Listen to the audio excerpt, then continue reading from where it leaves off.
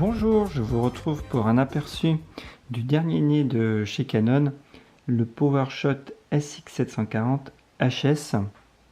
Donc il est disponible en noir, gris, argenté là, comme cela. Donc je trouvais celui-là assez sympa. On a un chargeur donc à conseiller pour la première utilisation. Après on peut s'en passer puisqu'on a un port micro USB qui permettra la recharge, un câble HDMI aussi pour le relier à sa télé directement ou à son PC. Mais le câble n'est pas fourni, ni le câble USB, micro USB d'ailleurs. C'est uniquement le chargeur dédié, donc la première fois c'est utile, après ça l'est moins. Pas de vis pour gimbal ou pour un trépied. Ici on accède à la carte SD et à la batterie. On a également le flash ici, qu'il faudra donc forcer si on veut utiliser, il ne se met pas automatiquement. Et puis on a sinon le bouton on-off très mal situé je trouve, puisque j'ai un autre appareil où il était ici, et je trouvais ça bien plus pratique, puisque quand on essaye de chercher son appareil rapidement quand on a la poche, et qu'on le prend dans la... j'ai envie de l'appuyer ici, et ça fait rien du tout. Il faut aller chercher sur le côté, et des fois le temps qu'on... si on a un oiseau ou en vue, on peut le perdre de vue en regardant ici, donc je trouve pas intuitif ce bouton on-off, c'est le petit reproche.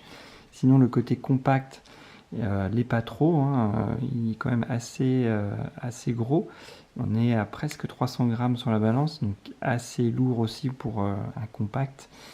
Mais ceci a une logique, c'est qu'on a un zoom 40x à caser et 80 même en numérique, donc voilà, donc déployer ça donne ça, donc c'est aussi pour ça que ce compact n'est pas aussi compact que ça. Donc voilà, en rapidité on le voit, ça on a moins de 2 secondes pour prendre sa photo, hein. Hop. Donc appareil très 2018 je disais, hein. Ceci pour plusieurs raisons. Si on va dans le menu, on a un menu simple, hein, de base. Ensuite on peut chercher ses réglages, hein, des réglages on va dire basiques. Donc là je suis dans le mode simple justement, donc c'est plutôt destiné pour moi aux amateurs.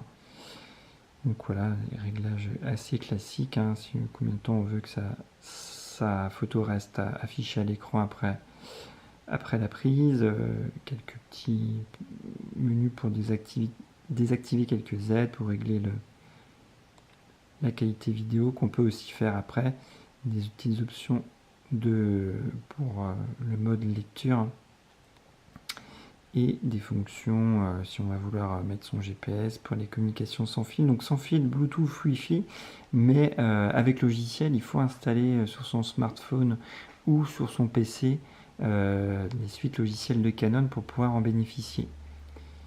Donc là écran très lumineux, et également en plein été on peut le régler pour accentuer, on choisit évidemment sa langue, l'heure, et voilà, donc ça c'est pour les petites fonctions. Donc pourquoi un appareil 2018? C'est parce qu'on voit tout de suite là qu'on a un menu repas.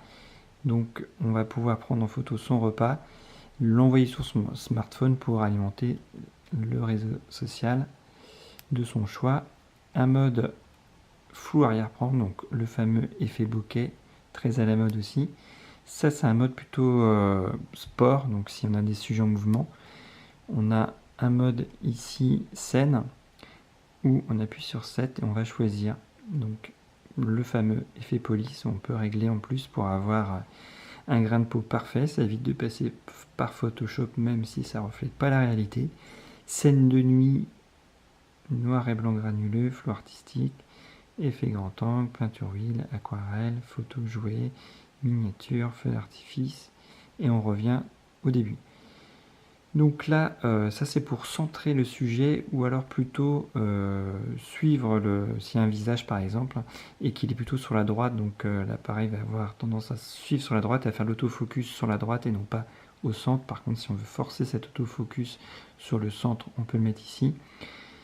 Donc voilà, les modes rafale, retardateur ou vue unique. Hop. La qualité d'image, hein, toujours 20 millions, mais en qualité un peu inférieure. 10 millions et 4K. On a l'enregistrement vidéo en mode rapide ici, accessible. Et par contre, en mode accessible ici, rapide, on n'a pas accès à la 4K. Voilà, grosso modo les différents modes.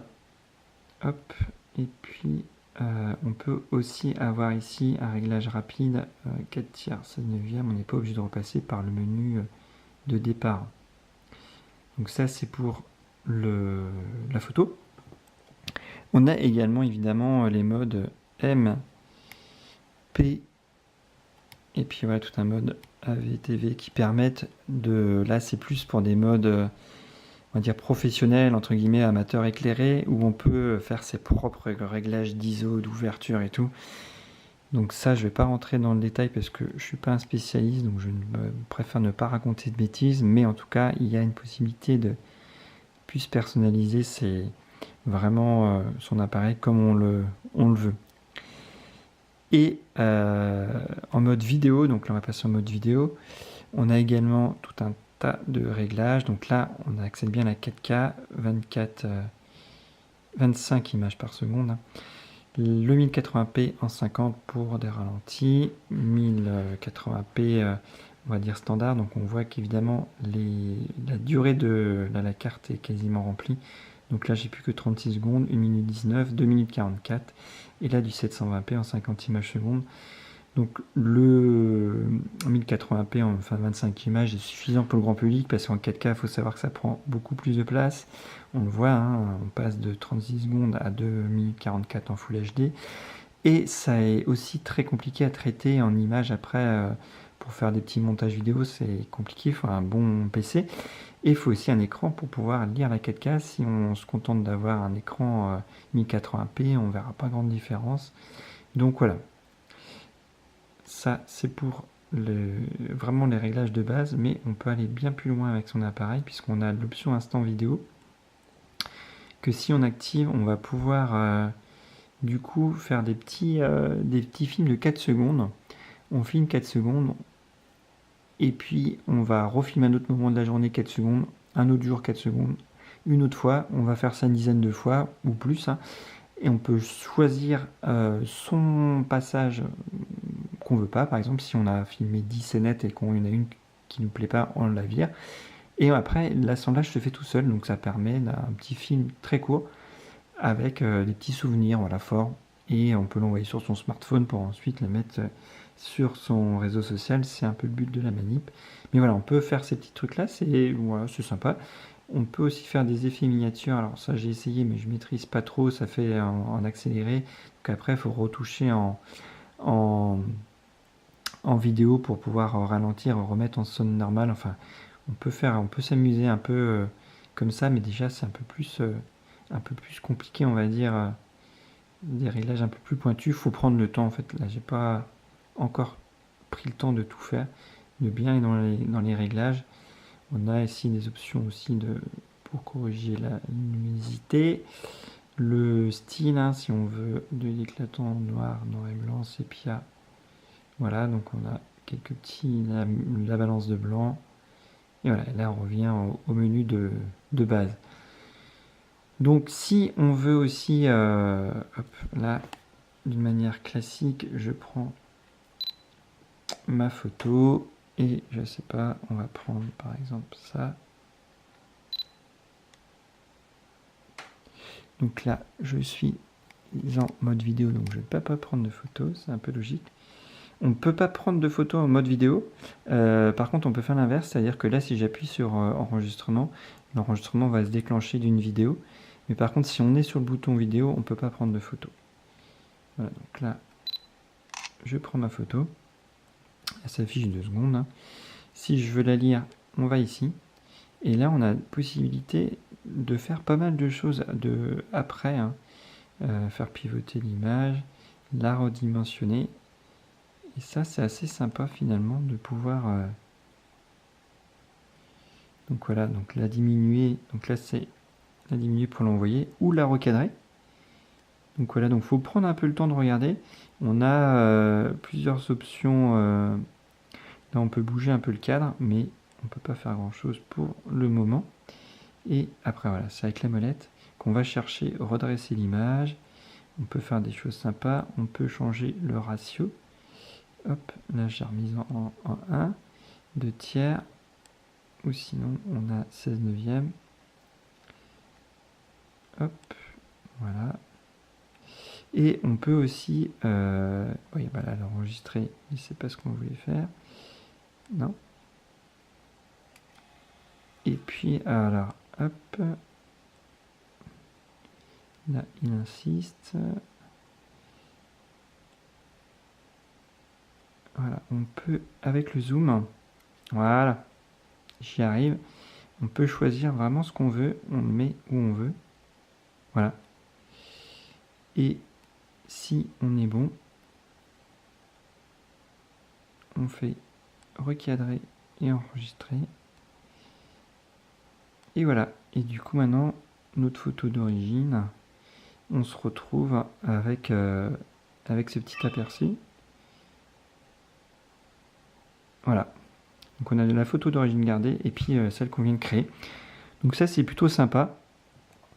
Comme je le disais, hop, pendant qu'on est en mode photo, on va quand même prendre le mode selfie qui nous permet, coucou, qui nous permet de nous prendre en photo. Donc ça retourne l'écran, donc ça c'est sympa. On peut vite fait regarder un peu le mode zoom. Hop. On voit que là, je suis proche du 40x, il y a une petite barre. Là j'y suis. On voit 40x. On voit les détails, le fond du jardin. Et on peut aller chercher du 80 en numérique. Donc voilà. Et même encore après une extrapolation encore plus sévère, mais là ça va être très granuleux. Donc se contenter du 80, c'est déjà pas mal. Et en 80, la photo reste exploitable si on fait du 10x15 dans des bonnes conditions, puisqu'on va venir quand même au défaut de cet appareil. Donc son gros défaut, c'est qu'en mode intérieur, il n'est pas terrible. On va dire ça comme ça. Il y a pas mal de petites fonctions modernes, mais il me déçoit sur ce point, c'est qu'il n'est pas du tout terrible dès que ça s'assombrit en intérieur. Alors des fois on hésite à mettre le flash, on a un rendu qui est pas trop mal sur l'écran, et puis au final sur grand écran c'est pas terrible. Et on se dit mince, on aurait peut-être dû mettre le flash. Pareil en vidéo, l'autofocus il va avoir tendance à faire du va-et-vient, puisque du coup les conditions de lumière sont pas assez bonnes. Et en ça je trouve que pour un appareil de 2018 c'est quand même un sacré faux pas. Donc c'est son gros défaut on va dire. Et justement j'en viens à une petite comparaison. C'est que ça c'est un Sony, un Cybershot qui est de 2013. Moi je l'avais acheté un peu après, en solde, en 2016 ou 2015, je ne sais même plus déjà. Ça doit bien faire 3 ans que je l'ai. Et il était à 179 €, alors que là on est à 379.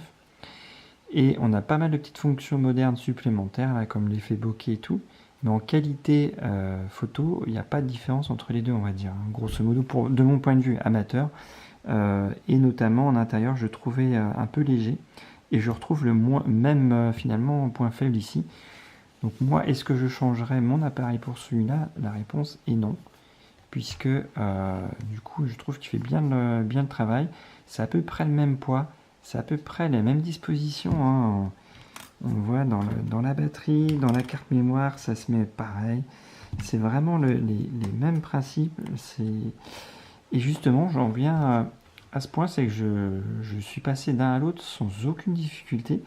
On retrouve vraiment, on regarde la molette, j'ai la molette, on a 4 boutons, il y a 4 boutons avec pareil un menu. Alors bon, ça va être un peu inversé, le menu il va être sur la droite, là c'est sur la gauche, le bouton poubelle il va être ici, là il est ici. Mais sinon on se retrouve avec grosso modo des fonctions vraiment proches. On a la molette qui permet de choisir, donc là elle sera ici, avec un petit réglage de luminosité qu'on aura aussi par ici dans la photo. On peut aussi forcer ici à choisir la luminosité. Et puis le bouton on-off que je trouvais plus pratique ici qu'ici.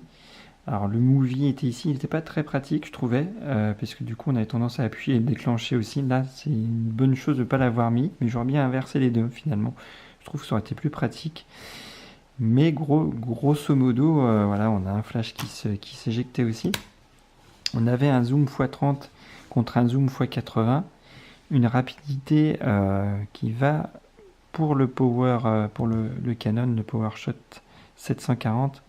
Si on appuie en même temps. Mais ça joue pas grand chose. Pour replier par contre il est plus rapide le Canon. Voilà. Mais sinon, voilà, je trouve que pour un appareil de 2018, au point de vue photo, on est sur du 20,4, là du 20,3 mégapixels. Alors forcément c'est du Full HD, là c'est du 4K.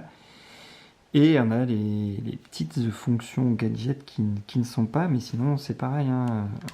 On avait le port pour le micro USB pour le recharger, et puis le HDMI qui était ici. Donc voilà, ce que je pouvais en dire. Ah, puis ici il y a une fonction panoramique qui disparaît. Ici on pouvait faire des photos panoramiques du haut en bas, de droite à gauche, et là on peut pas. C'est ça qui disparaît. Sinon on a quand même quelques fonctions modernes, on va dire, qu'on a pu voir, qui sont très pratiques. Et voilà, je crois qu'on a à peu près fait le tour. J'essaie d'être assez succinct et grand public pour montrer ce qu'on pouvait faire avec un appareil en 2018.